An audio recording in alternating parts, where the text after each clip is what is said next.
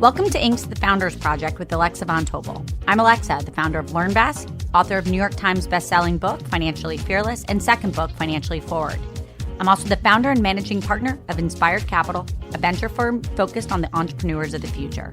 Each week, we sit down with a top founder to share their story of guts, inspiration, and drive. Hi, everybody. I'm your host, Alexa Von Tobel, and this week I'm excited for you to meet my friend, Shiza Shahid, co-founder and co-CEO of Our Place, a mission-driven startup reimagining kitchenware for the modern, multi-ethnic, and global kitchen. Deeply rooted in our culture, the brand celebrates gathering and food traditions around the world.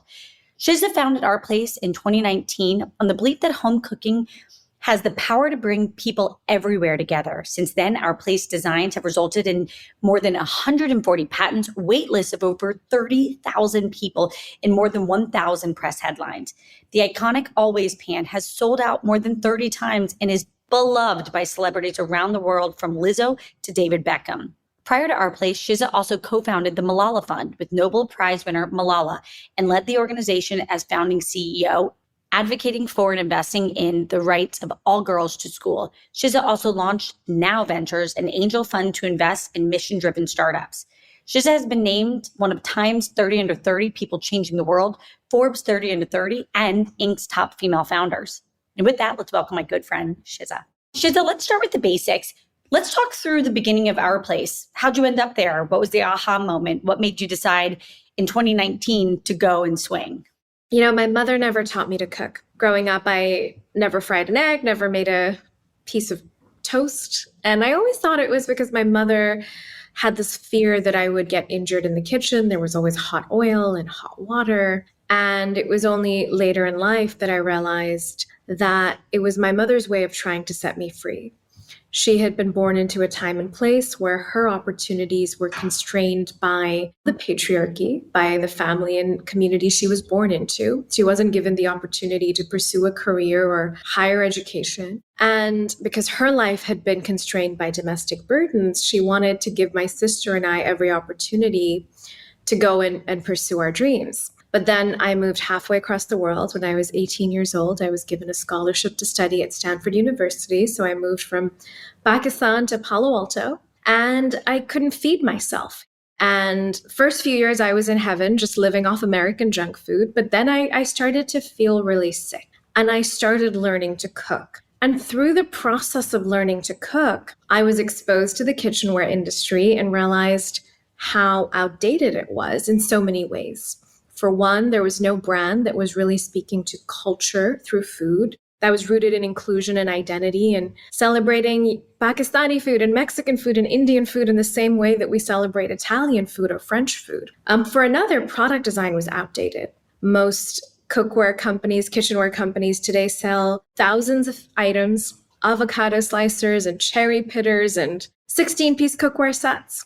None of us have room for that. And most cookware companies today are still using PTFEs, or forever chemicals, what's colloquially known as Teflon. It was time to build a brand that was really rooted in culture and identity, and also where product design was modern, multifunctional, beautiful, and clean and healthy. But how did you get started? And walk us through that first year was like sort of, hand-to-hand combat.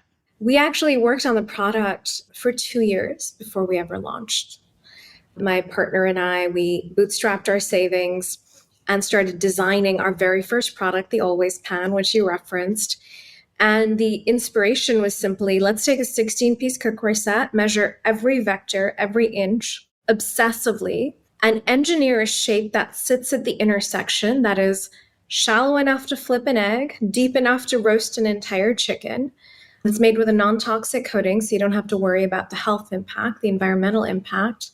And that's beautiful, because beautiful design inspires us. When we have our cookware, our appliances tucked in the back of our cabinets, we're less likely to cook. When they're sitting proudly on our countertop and stovetop, we're more likely to cook. And that was our whole mission, get more people cooking and having conversations around the dinner table.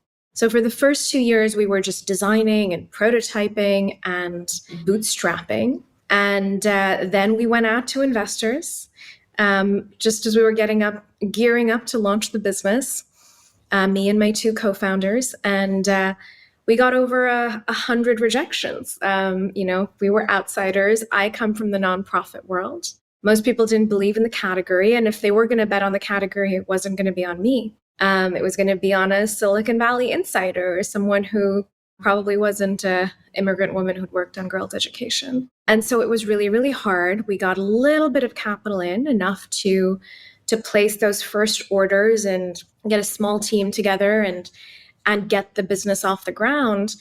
And once we had launched the business, we launched with one pan, one bowl, one glass, and one plate. The dinner for four bundle, everything you need to cook and share a meal with the ones you love. And people tried the product, they tested the product, they saw the brand, they saw themselves in the stories the brand was telling.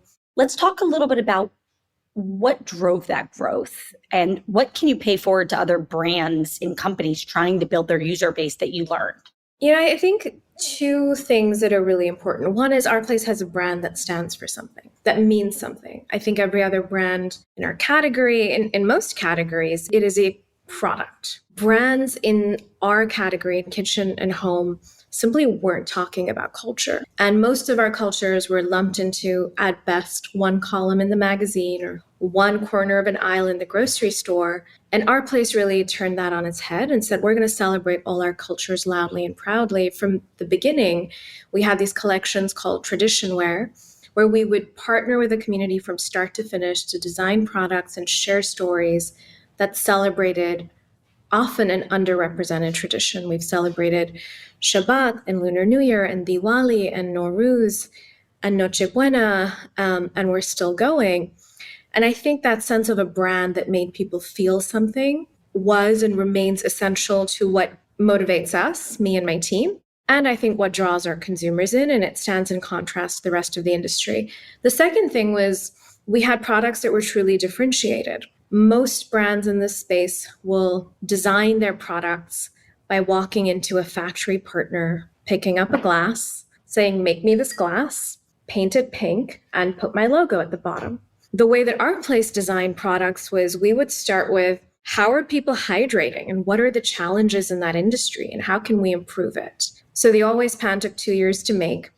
Every single product, even today, takes about that time to design. We start with a problem, we talk to our community, we document our own experiences, and then we start figuring out how we can do it better. And if we can do it better, we will launch the product, typically a year and a half in, after many rounds of prototyping and designing and printing and testing and refining. And if not, we won't. And that's why we have an extensive IP portfolio, patent portfolio. And that's why, if you walk into any other kitchenware store and then walk into an art place store, it looks very, very different today because we're making a few things and we're making the best product, the best version of those things. Talk a little bit about the challenges of manufacturing. Most of the companies that we have on this podcast are software and tech businesses, and you are a direct-to-consumer homeware business with manufacturing, and obviously that was problematic during COVID. What have you learned about mastering manufacturing? Yeah, making things is incredibly hard. Making things well and in new ways and with innovation is near impossible. And it's all about marketing. Our place has great marketing, but we're all about product. We have a large product team that comes from the best companies and places around the world. And we're largely a team of creatives and obsessive product designers. Making products is hard. Making cookware and appliances, those are deeply technical categories. And for us, one of the things we're most passionate about is eliminating forever chemicals. We've never used forever chemicals, we never will, but almost every other cookware brand still uses PTFE coatings. These are chemicals that are increasingly under regulation, but they're still in almost all nonstick cookware.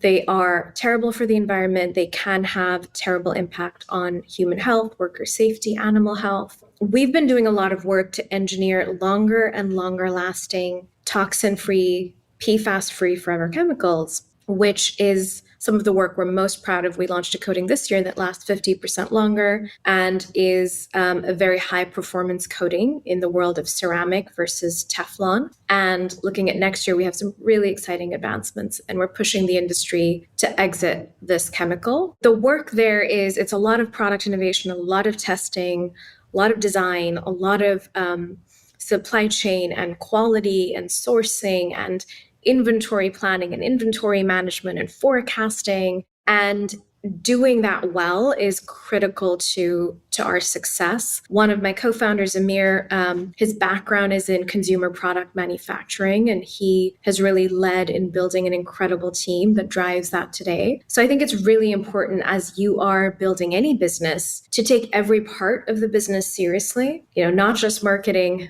but great product, great operations, great customer service, great team and culture. Otherwise, the thing that you ignored will be the thing that ultimately causes you to fail. But you have a big ambition to really take over the whole category. You've launched appliances, you have tableware and plates. And where do you want to take our place? We look at the category as a whole and we launch products where we think that we can do it better. We started with cookware, the always pan and the perfect pot. You can now choose your materials, ceramic or cast iron. We added bakeware. I sent you our oven pan, which you can also use as a stovetop griddle. We then went into tableware. What is the perfect bowl? What is the perfect plate? And how do you make an ecosystem that all works together? We then launched textiles. We actually launched a beautiful apron with Selena Gomez. And, it just is this gorgeous, almost like a dress that makes you feel powerful and sexy in the kitchen versus going back to that sense of, for my mother, cooking was oppressive. And for me, it became liberating. I think great design and choice is so central to that. So making you feel like you do get to choose how you cook, when you cook, what you make, and really have pride in that.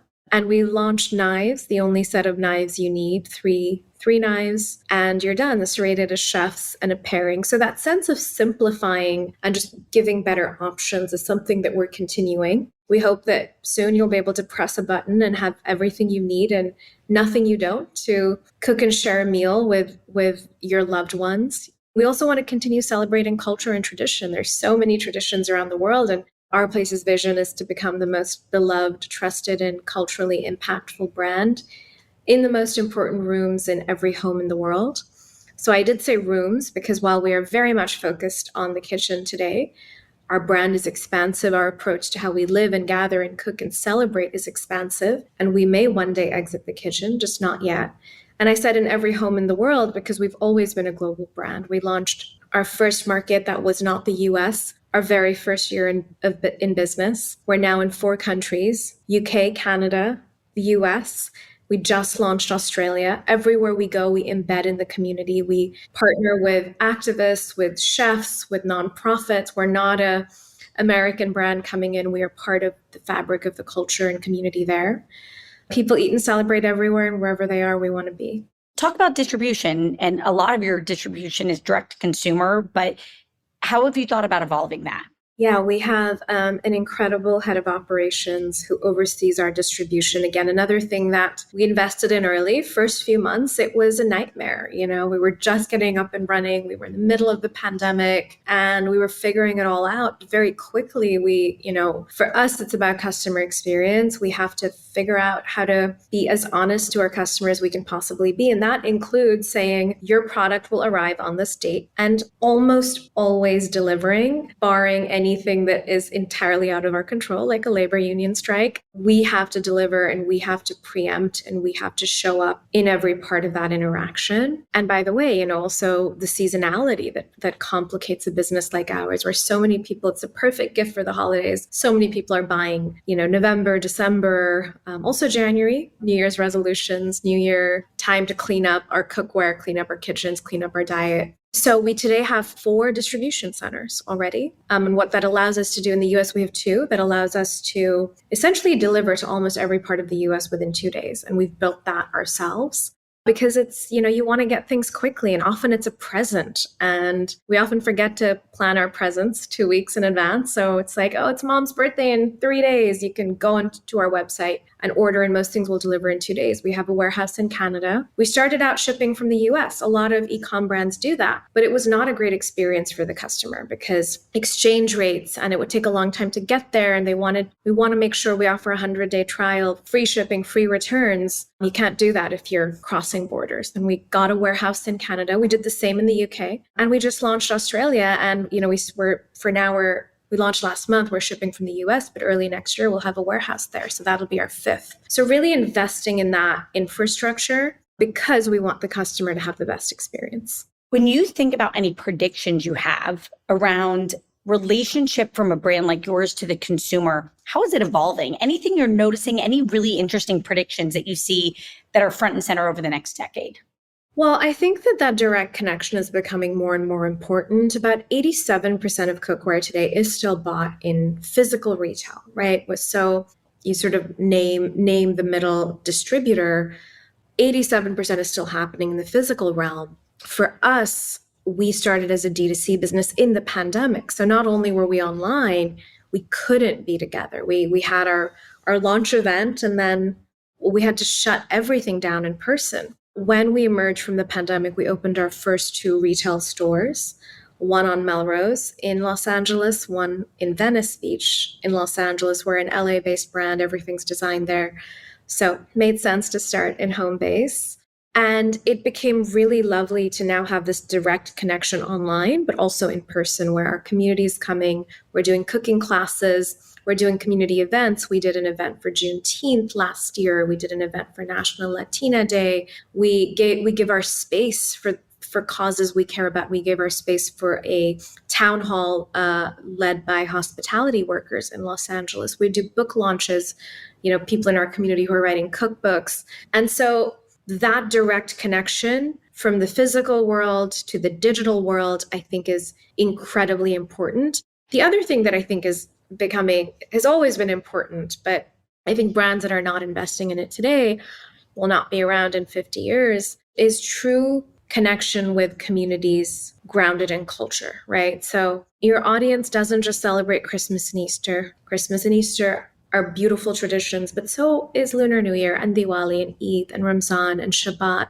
And it's time that we speak to people with more specificity and we nurture real, true relationships. We believe in speaking to one community at a time and really investing in that true, authentic connection because the future is multicultural. Being a brand rooted in culture is some of the most important work of today, because if we don't invest in those skills today, we don't start that way, it becomes very hard to build that trust later on. And we'll be right back after a message from our sponsors. Let's transition to you. You grew up in Pakistan. As you said, you went to Stanford at 18. How do you think that shaped you as a founder? What would you say is something that happened that was remarkable, that had a massive impact on helping you land where you are today as a very successful entrepreneur, totally revolutionizing our lives from our kitchens? Getting the scholarship to study at Stanford was transformative in many ways. Specifically, it's exposed me to entrepreneurship. Growing up in Pakistan and Islamabad, I didn't see entrepreneurship, or at least not at least not startups, right? The ability to have an idea, create a deck, bootstrap, or raise a little bit of venture capital and build from there. And I didn't see women building businesses for sure. There isn't really a word for entrepreneur in my language. The closest is probably like businessman, right? Or trader. So entrepreneurship was something that I was exposed to at Stanford. And that's when I realized I'd been working my entire life. I'd been volunteering with nonprofits. I had been part of civil rights movements on the ground, but it was always from a nonprofit perspective. While I love the work that nonprofits do, sometimes you can achieve a different level of scale with a startup. And it was at Stanford that became a possibility for me. But I would say the thing that's probably contributed to me being where I am today, which is, not a place where many women from my community are able to get to because of the constraints society or others place on them. I think it has just been this sense of showing up, of seeing an issue in the world and deciding to show up and say, how can I help? And that is sometimes, it started out as a teenager carrying medical supplies into a women's prison and volunteering with charities, whatever I could do as a 13, 14, 15-year-old. That was, at the age of 22, I quit my job at McKinsey to co-found a nonprofit called the Malala Fund because my friend Malala Yousafzai asked me to do that. And I knew that I had to help. And, later in life, it meant looking at food and community and culture and building our place So I think just a sense of you have moments in your life where you are called to things that you are meant to do, and just being open and ready to show up into those opportunities. How have you managed big transitions and mindset shifts? Because I really do think you bring back a beginner's mindset to the work that you do. And for a lot of people, those are really big shifts that they couldn't manage through quickly. It seems natural for you. Tell us about that. Yeah, I think nothing about what I'm doing today I could have predicted when I was 14, right? I was going to live in Islamabad. I was going to work in a local nonprofit. I had it all mapped out.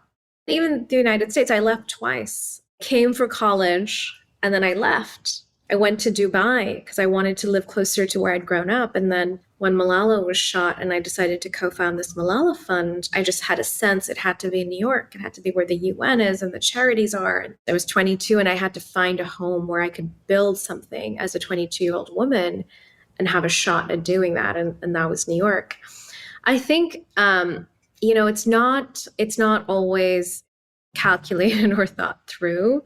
I think it is being able to see an opportunity in a moment and ask whether at that point, is this the most impactful thing you can be doing with your life, with your time? Is this perhaps something that you can uniquely do? And the answer to that will shift. When Malala asked me to co-found the Malala Fund, I was 22 years old. I was a year out of college. I had no savings. I had no paperwork to even live in the United States because I, until recently, was a Pakistani citizen, which limits my ability to travel and live places. It's one of the most difficult passports to live outside of Pakistan on or travel outside of Pakistan on. And the first thing I said was, no, I can't do this. And then I went back and I was like, I'll find you someone more qualified. And then I went back and I thought about it. And actually a friend of mine said to me, what's the worst that can happen? And when I really thought about the risk, I realized the risk wasn't as big as I was making it. Like I would, even if this failed, I would still figure out a way to start again. And so often we make that risk of failure feel so much bigger, right? There's real risk. When I was fighting for girls' education in Pakistan, against the Taliban, like there was real risk. And then there's imagined risk that we create in our heads. What will people think? And what if I fail? And what if they say no? And so one thing I think has been really separating real risk from imagined risk and not letting myself be held back by my fears. I think the other part is when you're actually pivoting, right? You're still using the same fundamental skills. The things that made me good at starting the Malala Fund are the same things that make me good at starting Our Place. It's empathy, it's compassion, it's imagination, it's storytelling, it's seeing amazing talent and convincing them to join and inspiring them behind a vision. It's clarity of message. It's convincing people to invest, whether it's nonprofit dollars or for-profit dollars. It's looking at the solutions we implement and measuring the outcomes and seeing how we improve such different industries, yet such similar skills. I want to quickly ask, building a company is really hard. It's really hard. You happen to have built one that's gotten very, very, very successful very quickly. What's been the hardest part for you? What's been the thing that surprised you that you didn't expect? And, give us a sense of what advice you can pay forward to other founders, knowing that building a company is always hard. The hardest thing is how hard it is, and I think and that's the most surprising thing. And Amen. I think there's a sense of the beginning is hard. And to me, yes, I know that the beginning was hard, but every year feels like it challenges you at a deeper level, right? Because every year, maybe you can start a business on your strengths, but then you build an organization and that organization takes on your strengths and your weaknesses. Now you have an organization that is dealing with your weaknesses. And now you're these are the things that I have to fix within myself for my team, right? I see possibility everywhere. Amazing. That's what inspired me to start Our Place. I believe through sheer force of will against what everybody else told me that what we're building will work. But the flip side of that is I can find it hard to say no, right? And now I have a team that says, well, we need relentless focus, which we do. So now I have to work on all the things about myself that I didn't work on. I think being an entrepreneur, you have to grapple with all of your own weaknesses and blind spots, or they will hurt your organization. I'm only smiling because it's like, oh, it's so true. It's just so, it's. I just told you one of the lighter ones, right? Like all, and so you start to peel away, and you deal with the ones that are easier, and then you get to the next and the next. And so each year you're going deeper and deeper, because what the organization is demanding, what the moment is demanding, is harder and harder. What I had to do at the beginning was just work on an incredible product and tell the story of culture. 4 years in, when, major corporations are ripping us off, I have to do it again, and I have to keep doing it again. It gets harder and harder. I think at the end of the day, it's also the most meaningful thing I've ever done. It's the most fulfilled I've ever been. And there's nothing else I'd rather be doing. And I think that's what makes it worth it, is you have to be grounded in something that keeps you inspired and deeply inspired, and gives you the ability to dig deeper and be energized and work harder. There's no shortcut to that. And I think you have to give it your all, every ounce of energy, for at least your decade or more, right? There's no shortcut to that. So I think that's what I've learned. And I wouldn't be doing anything else. I love that. Shiza, I'm going to move to the quickfire round. First thing that comes to mind, I want to hear, you're kind of a well of deep wisdom. What is a quote that you love?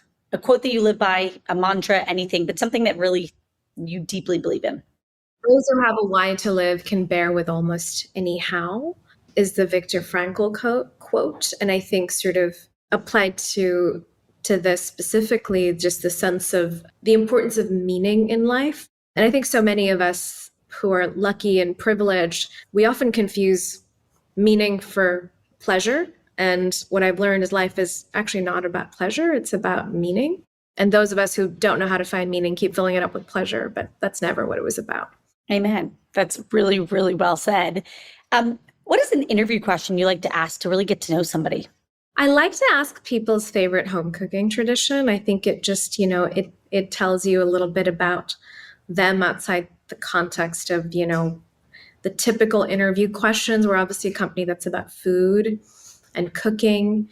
Often it's just a way for people to tell their story. What's your favorite thing to make in the always pan? I've been cooking a lot of beans recently, a lot of like bean stews. So I've been using our Dream Cooker, which is our pressure cooker, slow cooker, and then finishing it in the always pan. I love it. What is a favorite memory you have from food? So growing up, we would have fresh bread every day, just fresh roti, flat bread, flour, water, salt. And just the simplest thing, but also so decadent that someone would take the time to make it fresh every day. And I miss that sense of slow pleasure in food and life. That's pretty good. I wish I grew up with you. That sounds pretty awesome. What is your biggest pinch me moment to date at our place? I think the biggest pinch me moments are often when you're just sort of at a cafe and someone will come up and say, "Oh, I love your product," or "I love that collection that you did around Nowruz. I'm Persian and I never thought I'd see a brand do a Persian collection." It's those moments where in an unexpected way, someone tells you the impact that you've had through your brand. That's amazing. Last thing is, what do you hold as a founder as sacred? What's sacred to you, Shiza? Our mission. I think that's sacred to me. What I love about this, Shiza, is obviously you've totally disrupted the industry on product. It's why big corporations are copying you. But what I love is just how rooted it deeply is in the culture of food and all of the cultures. And food is part of every culture. It's critical. It is much bigger than the pots and pans. And I think that that's what's incredibly exciting about how you think about what you're building. Thank you so much for joining us today. Everybody, if you have not already checked out FromOurPlace.com, please do. The products are incredible. You'll want all of them. And you can join us next week for Ink the Founders Project with Alexa Von Tobel. Shiza, you're the best. I'm so happy that you came on today. I'm so thrilled we got to do it in person. What an absolute joy. And just thank you. I'm rooting for you. Thank you so much. This was so fun. And I'm loving the background in my room. She's in my office. I love it, Shiza. Thank you so much. You're the best.